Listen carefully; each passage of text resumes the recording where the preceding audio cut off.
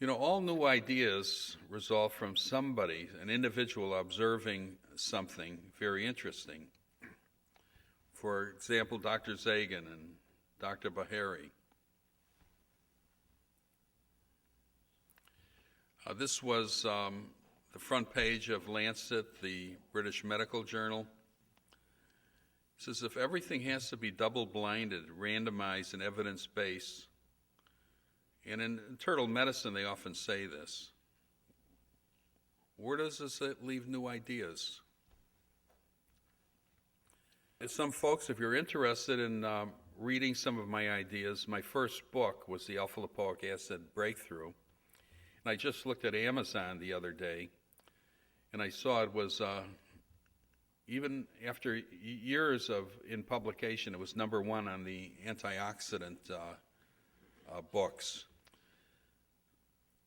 When it was changed from a prescription drug to a vitamin, you know, the vitamin business, there's very little control over it. And there are all sorts of lipoic acid on the market. One Asian source that I know of was given to 6 people intravenously by a doctor in the West, and all 6 people fainted while they were receiving it. They passed out and they were sent to the ICU. And the doctor called me and said, what is the antidote for intravenous lipoic acid? And I said, what product did you use? And do you have a certificate, a COA on the product? He said, yes, it's 99% lipoic acid. And I said, you better send it for your own protection to a private laboratory and see what it really is. And this Asian product was 60% unknown substances, only 40% lipoic acid. So I suspect what these people were taking, what these people were given was mostly stuff we don't even know what was in it, and that's what made them pass out. So the vitamin business, you really have to know who you're dealing with. You have to ask the company, probably the person who owns the company, if he uses prescription lipoic acid from Europe or commercial lipoic acid from Asia.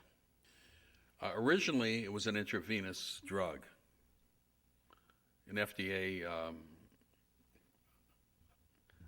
investigational drug. If you take lipoic acid, it goes to the liver, if you take it orally. And most of it is used by the liver, and very little gets into the bloodstream. If you have a serious disease like hepatitis or diabetes, you're producing free radicals constantly in the heart, in the pancreas, in the liver, in the brain, everywhere. You're creating these free radicals which create tissue damage. If you take it orally, a little bit of this lipoic acid gets into the bloodstream. If you take it intravenously, you have pure lipoic acid traveling to all of the tissues of the body, including the nervous system, crosses the blood-brain barrier. That's why I like it intravenous plus oral. Our patients take it orally, and they take it intravenously. Well, originally, the NIH protocol was, we did it in various hospitals, was 25 milligrams intravenously 4 times a day. Then we went up to 100 milligrams 4 times a day. And this was for poisoning. We had wonderful results with this. But as time went on, I increased the dosage. At the primate research labs, they did an LD 50 study, and I'm against monkey studies. I like many monkeys better than some people. There, they found that probably the best dose is about 15 milligrams per kilogram intravenously. And they also found that if you get up around 90 milligrams per kilogram, you heat up the mitochondria so much that they explode. And big necrotic areas develop in the heart, in the kidneys, in the liver, in the large muscles of the legs, and other parts of the body. And the animal or person dies.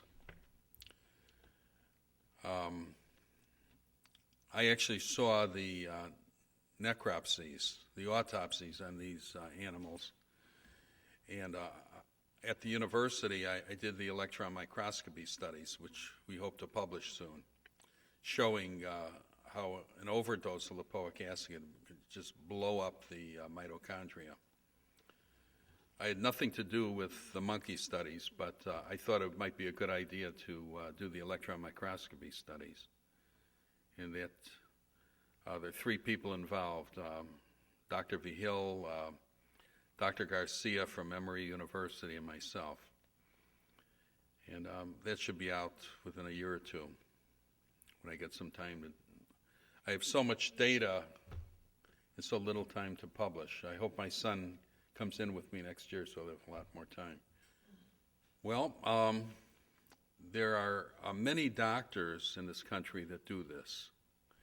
And most of them are members of the American College for the Advancement of Medicine. And they do these, they call them intravenous vitamin drips. And they can get alpha-lipoic acid through a compounding pharmacy. And they can administer this to you depending upon your laboratories and your weight. And everybody, at my office, every treatment is tailored individually to the patient. It's nutraceutical. It's a vitamin. It's considered a vitamin now. Also, do you have Epstein-Barr virus syndrome? I believe that most fibromyalgia and chronic fatigue syndrome are just symptoms of Epstein-Barr virus syndrome. So I don't call fibromyalgia or chronic fatigue, I don't call them diseases. I call them symptoms of Epstein-Barr virus disease. And I think the most important thing you could do is do an Epstein-Barr virus test and see if you have this. Now, all of us in this room have Epstein-Barr virus in our bodies. When we're young, almost everybody gets sick from Epstein-Barr virus. Sometimes it's diagnosed as mononucleosis, sometimes it's not. And our immune system beats up this virus and sends it to a room and locks the door. As an adult, if you're under a lot of stress, day after day after day after day after day, and you somaticize this, your brain releases chemicals that affect your adrenal glands, which secrete high levels of steroids, and the virus breaks out of this little room and causes fibromyalgia and chronic disease, which causes a vicious cycle of more stress, more release of chemicals that cause pain. And if you could break this cycle, you could often cure Epstein-Barr virus disease.